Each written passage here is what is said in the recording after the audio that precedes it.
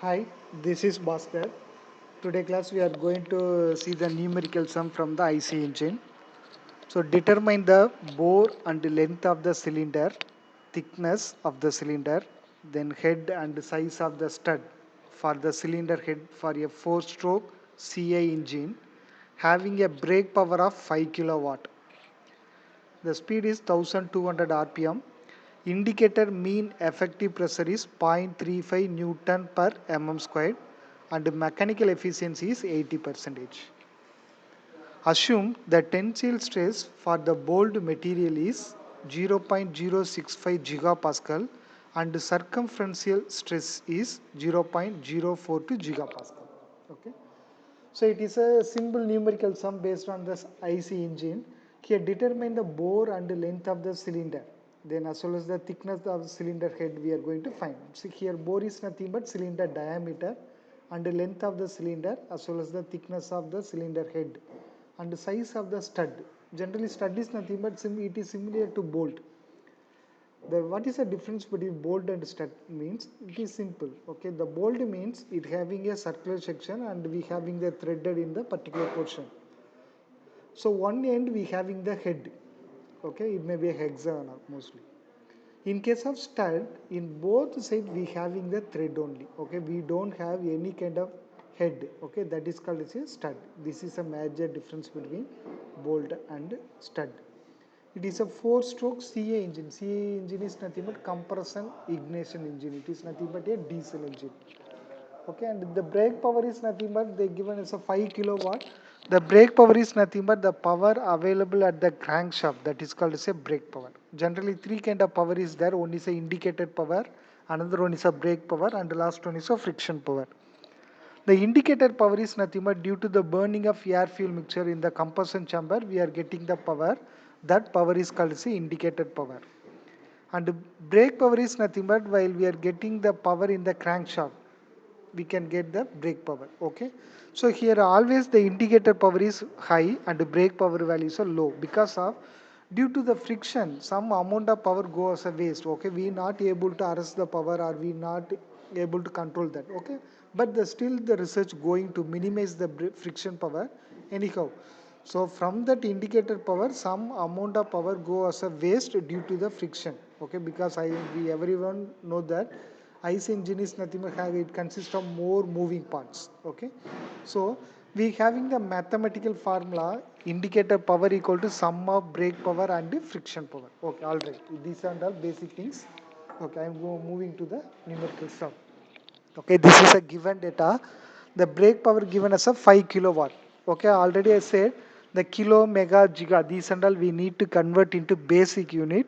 So the kilo is nothing but 10 power 3. So 5 into 10 power 3, simply we can return 5000 watt. In case if they given as a mega, the conversion is 10 power 6 and giga means 10 power 9. And speed value given, so that is a capital N equal to 1200 rpm.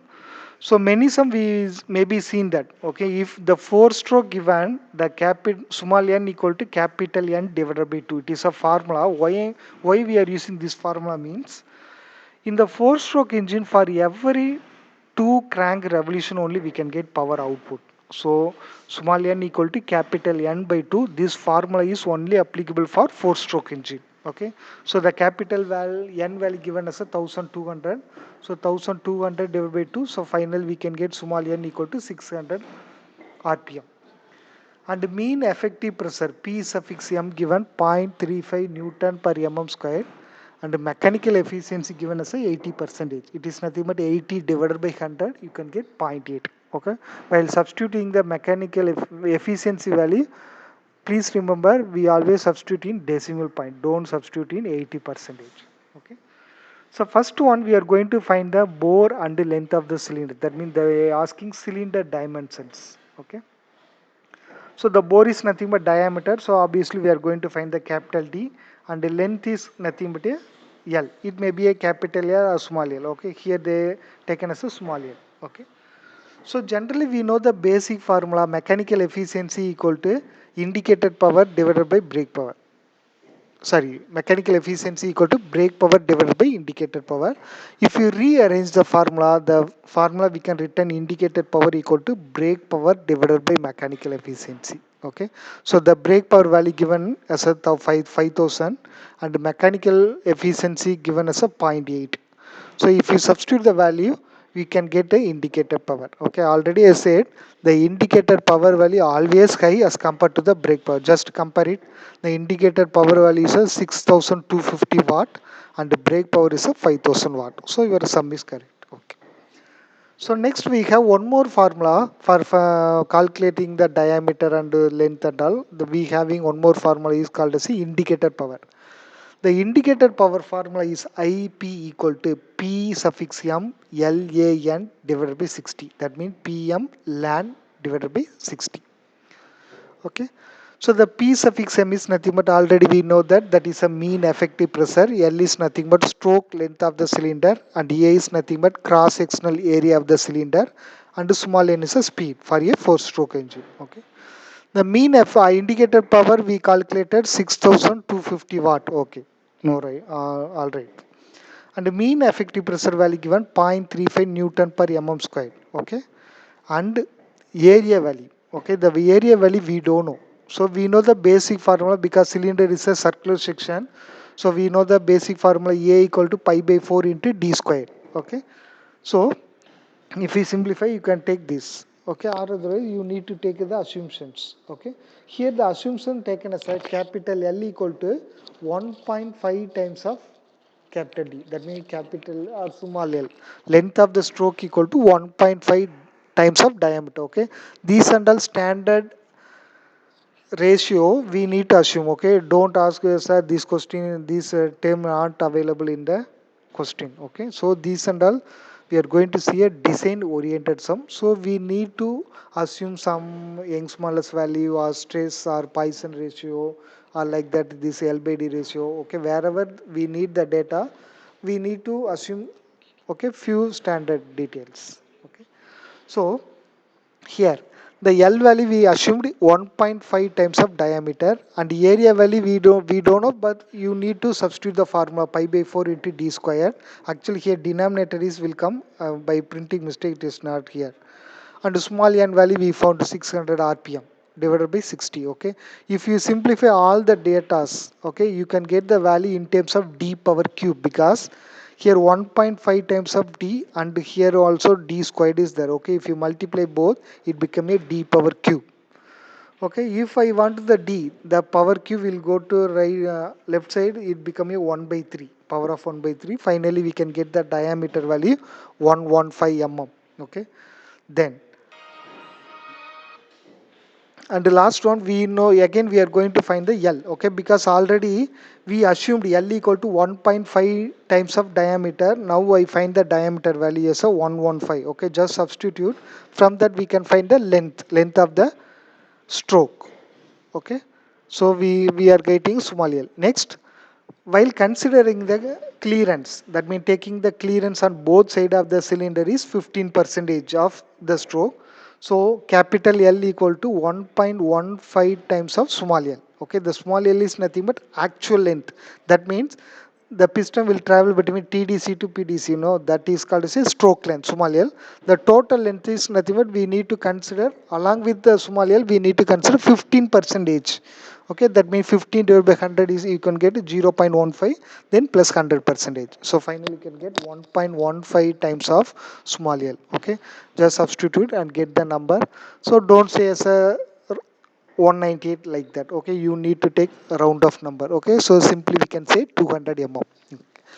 The first thing is over, bore and length of the cylinder is we found. Next we are going to find the thickness of the cylinder head. Okay, so for that we having one more assumption, P small p equal to 9 times of mean effective pressure. Okay, that means the maximum pressure P equal to 9 times of mean effective pressure. The mean effective pressure value given in question 0.35 Newton per mm square. Please remember here the diameter value substitute in mm. So here the pressure also we need to substitute in Newton per mm square. Okay, some twisting purpose maybe they given us a Newton per meter square or gigapascal or bar. whatever thing. Okay, you need to convert into basic unit. Okay, so anyhow, the maximum pressure P equal to 9 times of mean effective pressure. That mean effective pressure also we know that, just substitute and get the value of 3.15 Newton per mm square. Okay, all right. So next, for finding the thickness of cylinder head, T suffix H equal to capital D square root of C into P divided by sigma T. Again, that C and sigma T values are not given. That means tensile stress value not given.